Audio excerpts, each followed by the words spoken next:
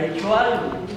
Y entonces Dios le está retribuyendo, es lo que se llama retribución terrena. O sea, en vida, en esta tierra, usted recibe de parte de Dios como un castigo, ¿verdad? Su pecado. Pero no precisamente es así. La Biblia nos enseña que Dios es el Dios justiciero.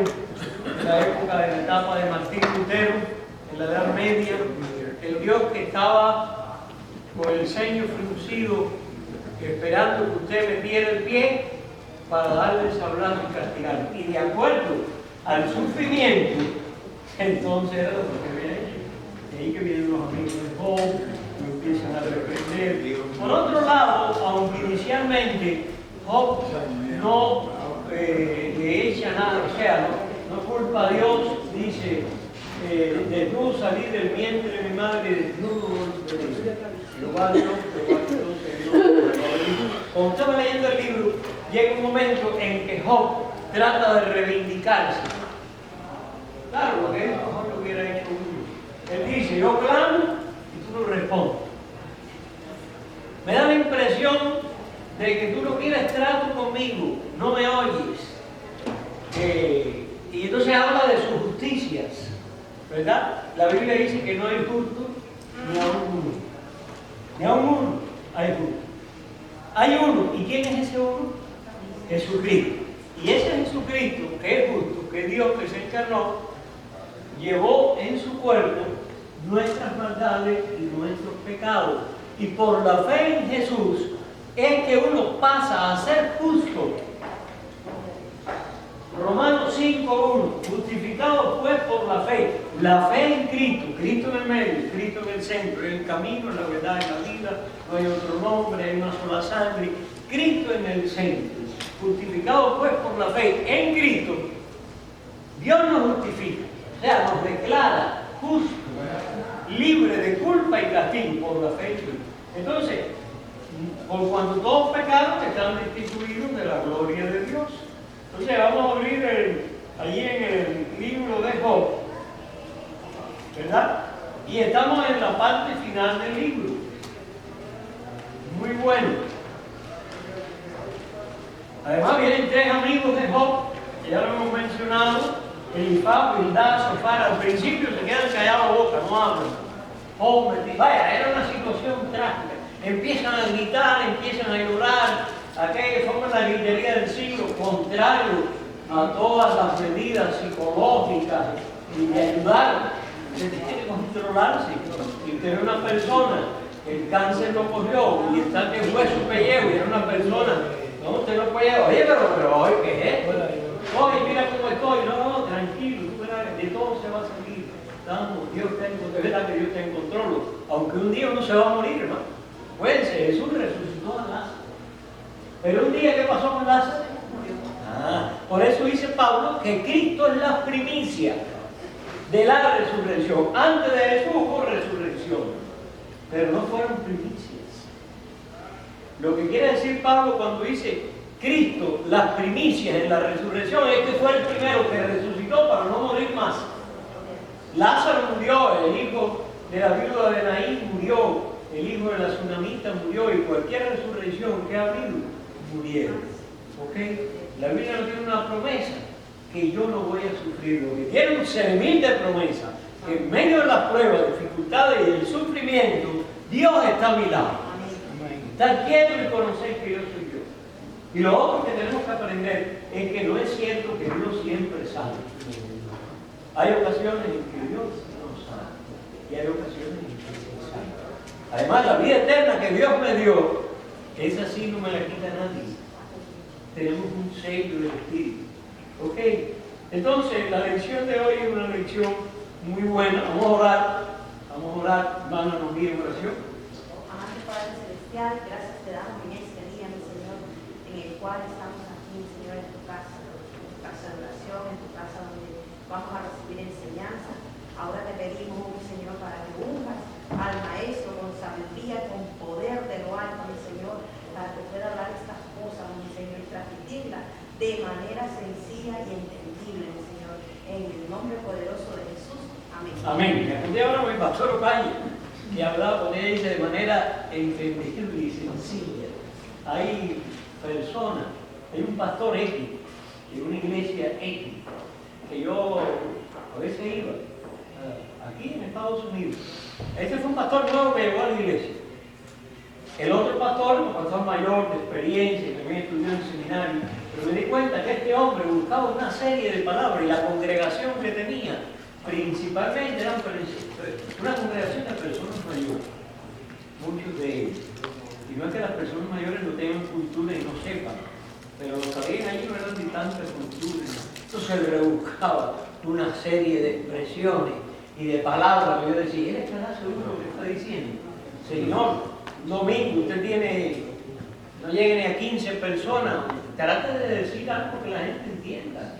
Y no que para que la gente sepa que usted estudió en un seminario, usted estudió en el seminario y en los libros que uno se ha leído, a uno le enseñan que uno tiene que ser como el cazador. El cazador, pensando en una escopeta de perdigones, ¿no? Que salen los perdigones, hay 40 o 50 perdigones, son unas bolitas pequeñitas, cuando usted dispara, entonces usted ve una manada de pájaros, de palomas y lo que sea, dice que hay que tirarle a uno, y a lo mejor le dan varios. Uno tiene que tirar bajito, de tal manera que el que tiene cultura me va a entender, pero el que no tiene, me va a entender. Y eso es muy importante. Que uno, a veces la gente me dice, pastor, lo entendí. Claro, porque yo estoy tratando que la gente me entienda. A mí no me interesa que la gente sepa si uno sabe mucho, ¿no? Además, yo fui una persona que me cultivé autodidácticamente. Quiere decir que yo, estudiando, leyendo, antes de ir al seminario y antes de pasar por estudios más superiores, o sea, no era una persona de tanta... Lo que pasa es que uno va adquiriendo cultura. ¿Cómo responde Dios al sufrimiento? Se titula la lección de hoy. Vamos a repetirlo. ¿Cómo responde Dios al sufrimiento? Me quedaron fuera. A ver, conmigo. ¿Cómo responde Dios al sufrimiento? Y la idea central, todas las lecciones tienen una idea central. Podemos confiar en Dios aún cuando lo que haga, y yo le añadí algo, o permita. Acuérdense que no siempre Dios hace. Ahora, lo que sí ocurre es que si Dios lo hizo, entonces permite. Porque la Biblia me enseña que Dios es todopoderoso, tiene todo el control. Y antes que ocurra algo, Dios lo sabe. No hay que inventar, vamos a las profecías bíblicas. Antes que Ciro naciera, Dios le llama a mi ungido. Y Jeremías, antes que... Miren, no trate de entender y de explicar a Dios, sino de creerle a Dios. ¿Quién puede saber cómo es posible que Dios iba a saber que antes que los padres de Jeremías se casaran y se unieran en vida íntima y conyugal y viniera la concepción de aquel varón, era Jeremías? Entonces Dios lo sabe todo, hermano.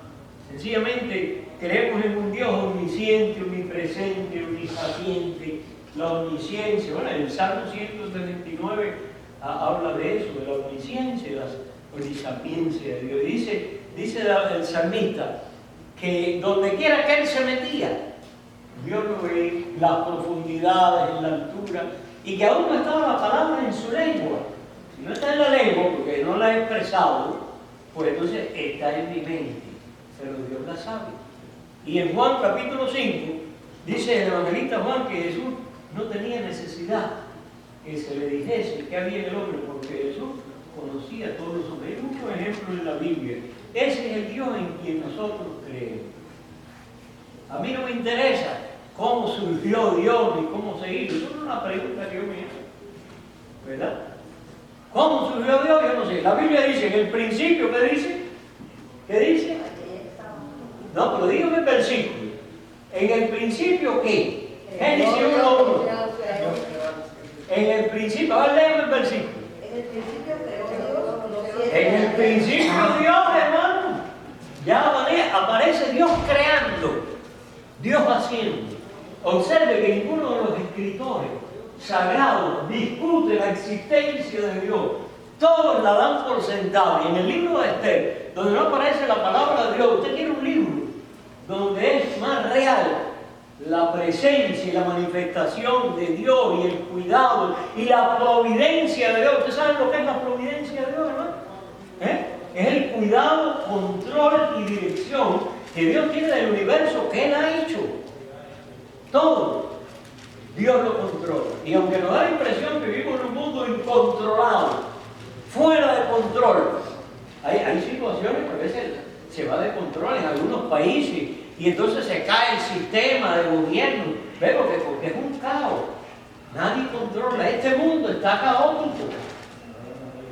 Hace falta la voz de hombre fuerte. Hará un tiempo como este. No es fácil gobernar ni dirigir un país, ya sea como los Estados Unidos, como quiera, cada cual. Por allá está Corea, por allá está Irán, por allá está Maduro, Rusia metida allá también coqueteando, pero está metida en eso, y Turquía allá. Porque, hermano, el mundo está que uno le dice, a uno le da la impresión que está fuera de control, y Dios no tiene control, pero Dios está en control. Y tan es así, miren, ahora mismo se está aumentando el antisemitismo otra vez en el mundo. Y uno se preguntará, bueno, ¿y Dios no puede controlar eso? Bueno, sí, Dios en definitiva puede, pero tiene que cumplirse una profecía que los judíos del mundo entero tienen que ir para Israel. Acuérdense que Israel se dividió, reino del norte, ¿verdad? Y reino del sur. Israel, reino del norte, 125 años, 22 años antes de que los judíos de Jerusalén fueran llevados para Babilonia, vinieron los asirios a acabar y se regaron por él. ¿Dónde están metidos esos Israel? ¿Y dónde están metidos los otros? Mira, ni tú ni yo lo sabemos, pero Dios lo sabe.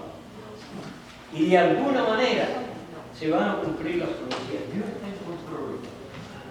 Dios está en control. Y aunque yo oro a Dios como Job y en ocasiones no tengo la respuesta, y a veces uno ve que la respuesta de otro le llegó. Sí, pero acuérdate, cuando llegó la tuya no le llegó al otro.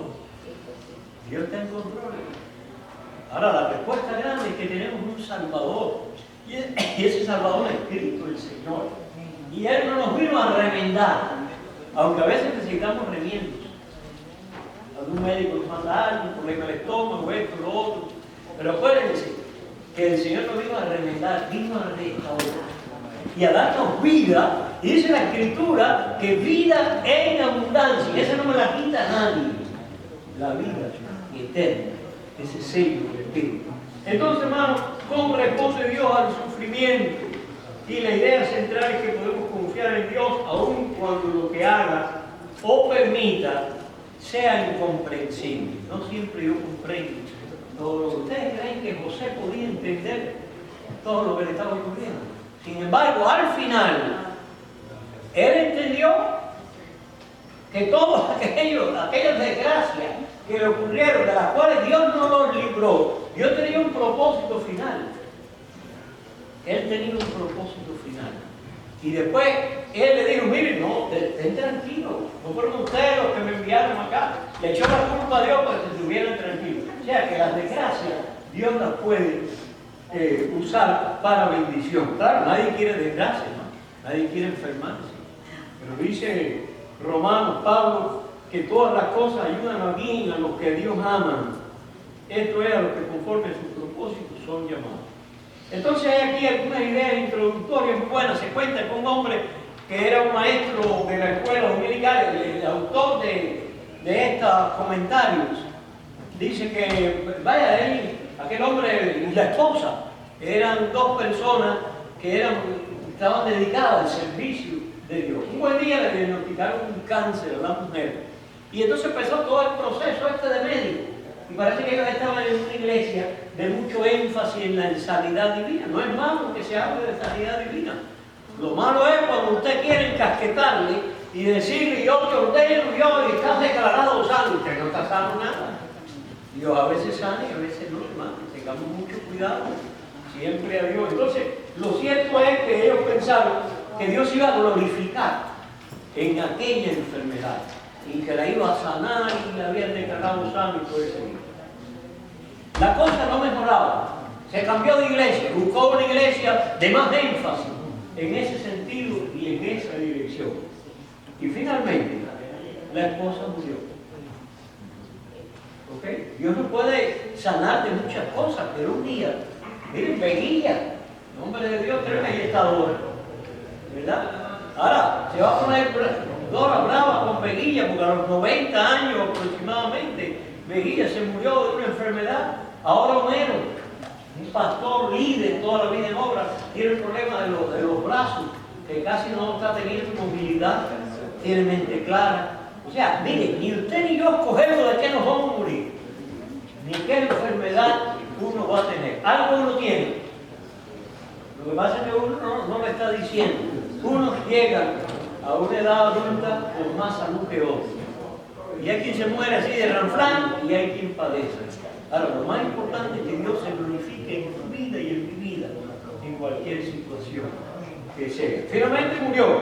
Y entonces, aquel hombre estaba quejándose prácticamente de Dios, de que no le había hecho caso. No, no, hermano.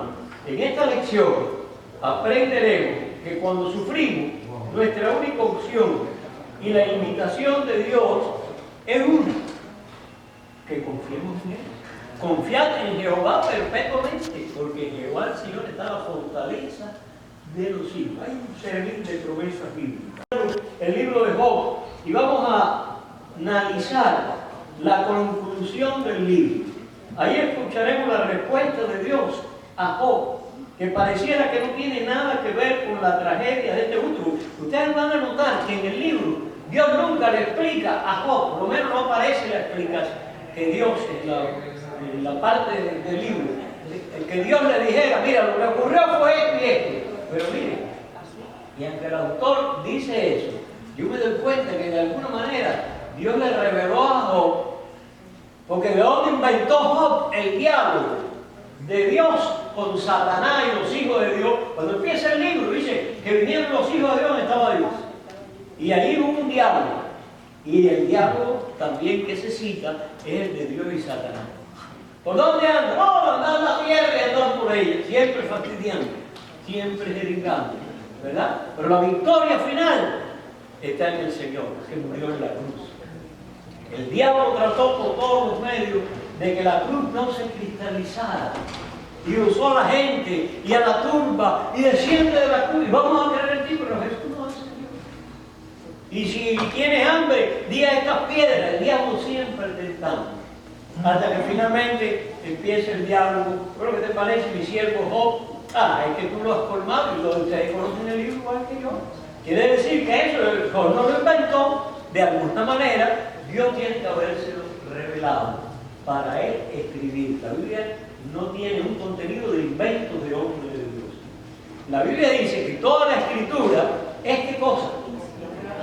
Inspirada por Dios y útil para redarguir, para corregir, para instruir en justicia, a fin de que usted y yo podamos ser personas maduras, que podamos estar preparados para toda buena obra. Así que la Biblia es la inspiración y la revelación de Dios. Acuérdense que revelación es lo oculto de Dios y que Dios lo ha dado a conocer y que de otra manera uno no lo sabría. Eso es revelación. Ahora, la inspiración es la ayuda que brinda el Espíritu de Dios a los hombres de Dios, que lo puede brindar a ti y a mí para poder entender la verdad revelada. Eso es la inspiración. Nosotros hoy no necesitamos revelación, nueva revelación. Hay muchos pastores por ahí, y apóstoles y profetas, ok, que Dios los bendiga. Pero acuérdense, nosotros lo que necesitamos hoy es que el Espíritu de Dios nos ilumine para entender, porque esa es la otra palabrita. La revelación, la inspiración, pero está iluminación. Es la ayuda que brinda el Espíritu de Dios para entender la verdad revelada, dada a conocer por Dios, ¿verdad? E inspirada.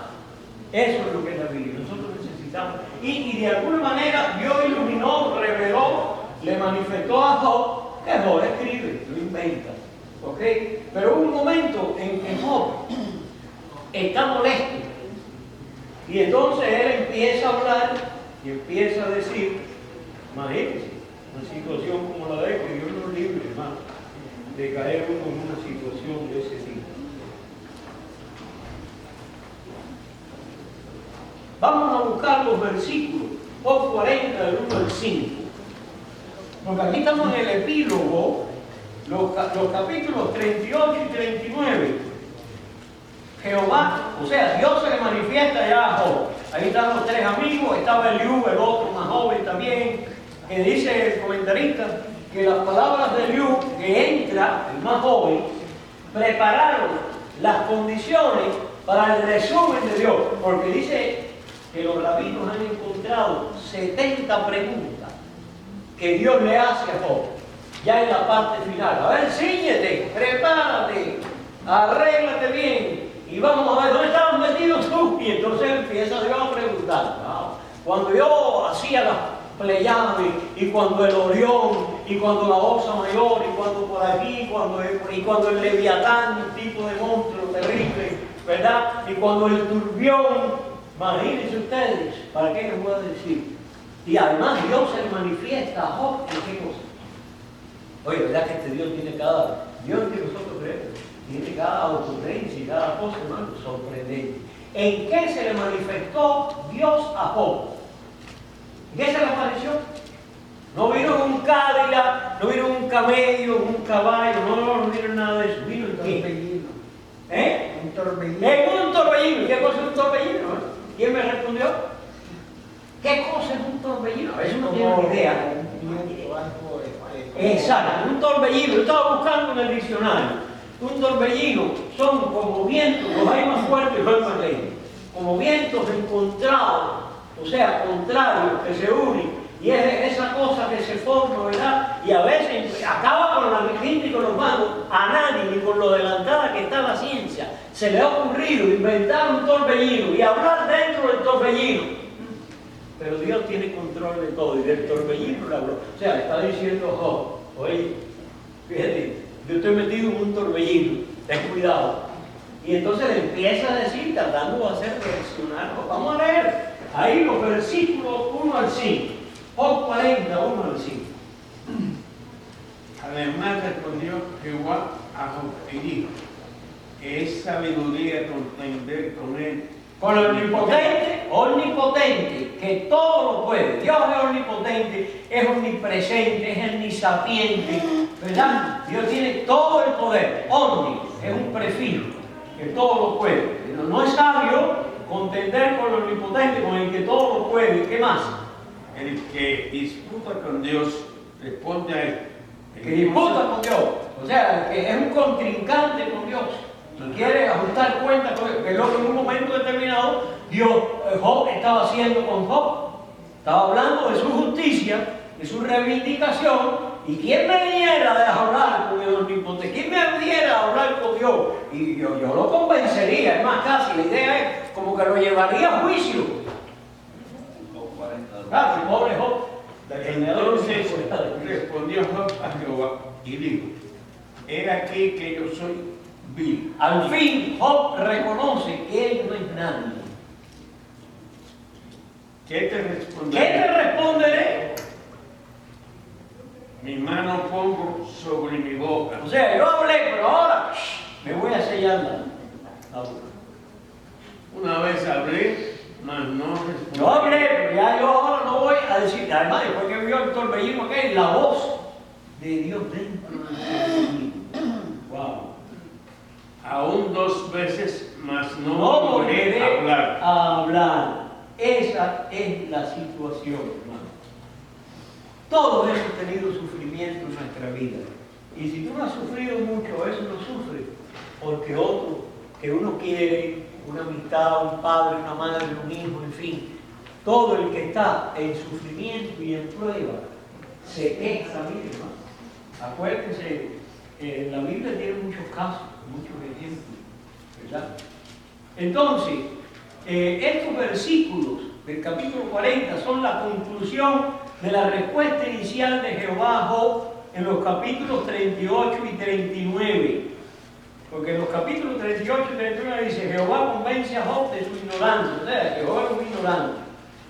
Y entonces, desde el torbellino le dijo, ¿quién es ese que oscurece el consejo con con palabras sin sabiduría. O sea, hay personas que se creen consejeras, pero la verdad y la sabiduría de los hombres es nada comparada con la sabiduría de Dios. Entonces, Job habló, las últimas palabras de Job están en los capítulos 30 y 31. En ellos Job está seguro de dos cosas. Por una parte, está convencido de su integridad. En Job 31, 5 al 6, él declara: si ando con mentira o si anduve con mentira, y si mi pie se apresuró a engaño, péseme Dios en balanzas de justicia. ¡Wow! Y conocerá mi integridad. De hecho, todo el capítulo 31 es una lista de ejemplos de su fidelidad, la fidelidad cotidiana. La otra cosa que podemos ver aquí con relación a Job es que también está convencido de que Dios lo ha azotado de forma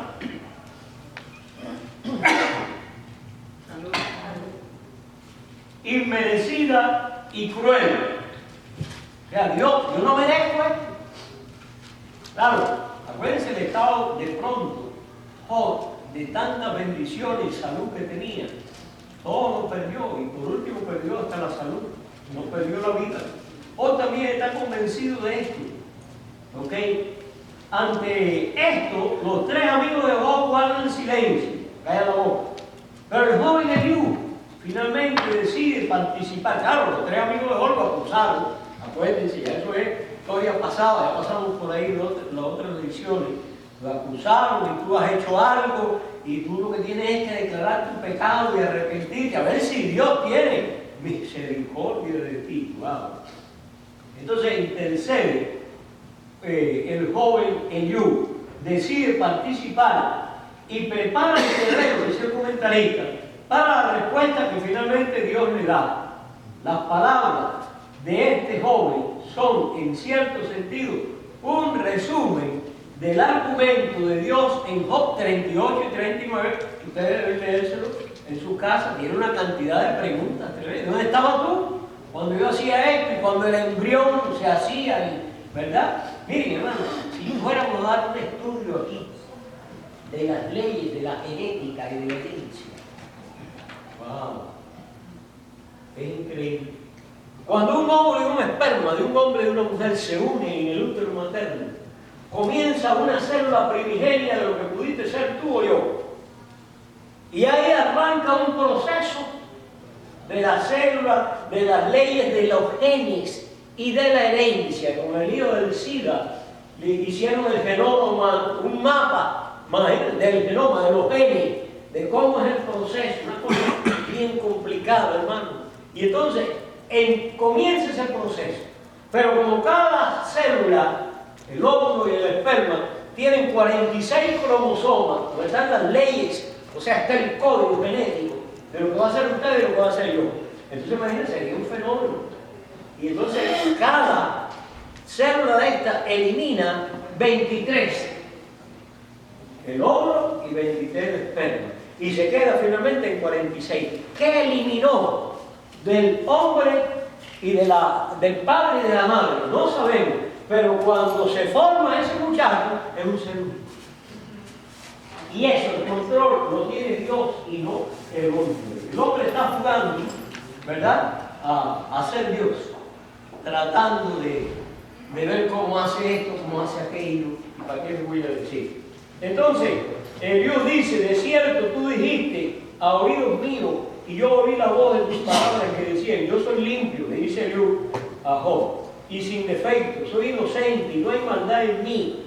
He aquí que él buscó reproches contra mí, él es Dios, y me tiene por su enemigo. He aquí en esto no has hablado justamente, o te responderé que mayor es Dios que el hombre. ¿Por qué contiendes contra él? ¿Por qué él no da cuenta de ninguna de sus razones? Fíjate, estos eran aquellos diálogos. Dios no había aparecido por ningún lugar. En concordancia con estas palabras de Dios, Dios le pregunta a Job acerca del principio del universo. ¿Dónde estamos? Y ahí es donde comienza la cosa, en el capítulo 40. Además respondió Jehová a Dios y dijo, y entonces por ahí sigue, entonces respondió Job, en fin, dice, respondió Jehová a Job desde el torbellino y dijo, cíñete ahora como varón tus lomos, yo te preguntaré y tú me responderás. Y ahí comienza todo el proceso de preguntas. Es increíble. ¿Dónde estabas tú metido cuando yo hacía esto, cuando hacía lo otro, cuando la osa mayor? ¿Para qué les voy a decir? Una cosa increíble. Luego que Dios ha demostrado la grandeza de su poder, empezando que se le manifestó en un torbellino, ¿verdad? Un torbellino es ese tipo de tromba que acaba, ¿verdad? Llega un torbellino, son vientos encontrados que se unen ahí, hermano, y hay algunos fenómenos esos que acaban, arrancan árboles. ¿Para qué les voy a decir? Hay que huir. Pero ahí está Dios hablando en el torbellino. A Elías, hermano, ¿cómo se le manifestó cuando Elías estaba depresivo? Quería morirse, pero tú sabes que Elías no tenía valor para quitarse la vida. Y entonces quería que Dios lo matara. ¡Quítame la vida! ¡Mátame! ¡Qué lindo! Dios mató al profeta. Y Dios le dijo, ¿puedes creer que no? Y entonces fue aquella experiencia increíble, ¿verdad? Bueno, fue una experiencia tremenda. Aquel viento, aquel fuego, aquel terremoto, aquellos fenómenos. O sea, Dios está diciendo que Él tiene control de todos estos eventos de la naturaleza, hermano. Dios creó el universo, creó la tierra. Hermano, nosotros estamos viviendo en un cascarón de fuego. Entonces, ¿dónde trae usted esto? ¿Qué es el cascarón de fuego? ¿Qué tiene que ver con fuego? No, estamos hablando del poder de Dios. Fuego consumidor en las entrañas de la tierra, hermano. Si el hombre empieza a hacer un hueco a tratar de atravesar al otro lado del mundo, se va a encontrar en el medio con fuego. Y Dios tiene el control, lo tiene todo, ¿verdad? Igualmente. Job reconoce que no tiene nada que decir. Él es vil, ¿verdad? Era absolutamente insignificante ante la magnificencia de Dios. Omnipotente y soberano. Soberano, ¿qué hace? Mi madre decía cuando era muchacho, y a veces usted sabe que los hijos tratan de controlar a los padres. No sé si usted era pasado, ¿verdad? Y mi padre murió cuando tenía 4 años, más nunca se casó. Ella decía, yo no tengo marido ni hombre que me diga, ustedes no me van a dirigir. Además, yo era una calle tremenda, ¿verdad? No se lo dejaba ni caramba, yo tenía que hacerle caso, una mujer tremenda. Dios es soberano, pero es omnipotente, que todo lo puede. Para Dios no hay limitantes, fronteras ni barreras. Lo mejor es guardar silencio. ¿Qué te responderé? Mi mano pongo sobre mi boca, no responderé. Dios, por tanto, va a continuar su interrogatorio. Vamos a los versículos 6 y 8 del capítulo 40. ¿Quién lee? Respondió Jehová a Job del torbellino y dijo, síguete ahora como un varón tus lomos, yo te preguntaré y tú me responderás. ¿Invalidarás tú también a mi juicio? ¿Me condena a mí? ¿Me condenarás a mí para justificarte tú? O sea, ¿me vas a llevar a juicio? No. Esto sería el colmo. A los hombres se pasan la vida juzgando y a veces juzgan a Dios. Cuando yo era jovencito y trabajaba en un comercio de los panecitos de San Francisco de Paula, una vez llegó un hombre allí que venía mucho a tomar y ahí me había convertido en el evangelio y entonces tenía que estar jugando cabeza al dueño porque entonces él decía que yo iba a echar a perder el negocio. Yo a veces le decía, pero mire, ustedes se están gastando el dinero de los hijos. Vaya, ¿usted me entiende? Y entonces aquel hombre era un hombre que estaba perdido que ya venía, tomaba, una desgracia verdadera. Y entonces un día me dijo, yo le hablé, no me hables de Dios, me hables de Dios, que yo le pedí a Dios que me sanara una hija que tenía. A ella se le murió, no sé ni de qué, de más de muchos años de eso. Y ahí estaba molesto con Dios. Él le pidió la calidad del cobre y yo le dije, mira, el asunto es que no pediste bien, había que pedirle a Dios en el nombre de Cristo. Bueno, finalmente el hombre con poco metió un vaso en la cabeza. Estaba molesto. Pero nada, hicimos amistad. Pero así hay personas que están bravas con Dios, molestas con Dios. ¿Ok? Síñete, me vas a juzgar tú a mí, a justificarte tú. La Biblia dice que no hay justo, ni aún uno. No hay justo ni uno. Una de las cosas importantes es que Dios también se le aparece como Jehová, el omnipotente, ¿verdad? Él es el Dios que existe, que se revela a sí mismo, que se relaciona con su pueblo por medio de su pacto, y quien ahora viene a Job desde el torbellino. Cuando el texto enfatiza que Jehová respondió a Job desde el torbellino, eso está en 38:1, tiene una connotación de poder y superioridad. ¿Qué hombre se ha metido en un torbellino para hablar, hermano? ¿Qué hombre se ha metido en una salsa encendida? Que fue el caso de Moisés. O sea que Dios, mire, Dios tiene una cantidad de cosas para hablar. Fíjese que hay un momento que Él le dice, tú, a ver, dime si tú tienes control de la nieve y del granizo. Y hay un pasaje ahí que dice, que es sorprendente, que tengo yo guardado para el día postrero. ¡Wow! O sea que Dios tiene ya guardado los granizos, esos que abren Apocalipsis, que van a caer, ya están, Dios los tiene guardado. Oye, ¿verdad que Dios tiene, es tremendo? Todo lo tiene controlado. Y le habló de un torbellino, le está hablando de una posición de poder. Pero noten ustedes que aunque Dios censura en un momento determinado a Job, porque quiso juzgarlo a él, sencillamente lo que vemos aquí es que Dios no condena a Job. Y finalmente lo que hace es restituirle todo. Y molesto más que con Job, con todos aquellos amigos de Job, le dice, miren, yo estoy molesto con ustedes. Y me imagino que ellos estaban bien preocupados. Si ese Dios del torbellino les daba un toque, lo desapareciera. Pero mi siervo va a hacer sacrificio por ustedes y va a orar por ustedes. Y yo a él los voy a oír. A él los voy a oír. Y finalmente esto es lo que ocurre. Ahora, nosotros tenemos una bendición hoy. Que en el nombre de Cristo nos podemos acercar al trono de la gracia. Y la Biblia dice que Dios nos oye. Ahora, no siempre el 100% de nuestras oraciones son respondidas. Hay oraciones que se demoran en responderse, otras se responden al momento y otras nunca tienen una respuesta. Pero eso no quiere decir que Dios esté solo. No quiere decir que Dios esté solo. Síguete ahora como varón tus lomos, yo te preguntaré y tú me responderás. El texto muestra que aunque Job había intentado corregir a Dios y encontrarlo culpable de justicia, Jehová es ahora el juez.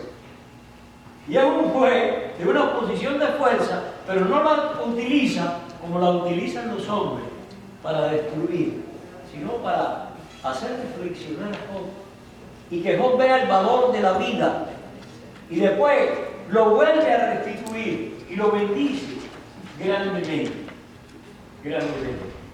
La primera pregunta, tenemos aquí en el versículo 8, inicia una serie de preguntas que representan el argumento principal de Dios en contra de su siervo.